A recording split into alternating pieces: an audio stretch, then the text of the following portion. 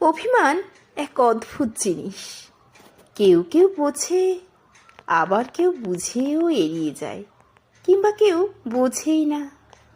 অভিমানের কারণ খুঁজে সেই অভিমান ভাঙানোর ইচ্ছা ঠিক কজনের থাকে কে জানে। অভিমানটা ইগোর কাছে বন্দি, কত মানুষ অবলীলায় চলে যায়।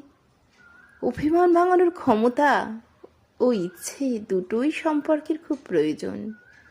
সম্পর্কে অভিমান ব্যাপারটা ঠিক তখনই আসে যখন ভালোবাসা এবং সময় দেওয়াটা কমে যায়।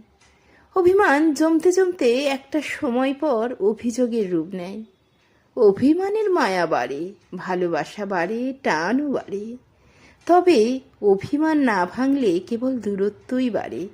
দূরত্ব বাড়তে বাড়তে এতটাই বিচ্ছিন্ন হয়ে যায় যে দুজন মানুষ এতটা দূরত্বে পৌঁছে যায় তাদের মধ্যে হৃদয়ের বিন্দুমাত্র অনুভূতিই আর থাকে না।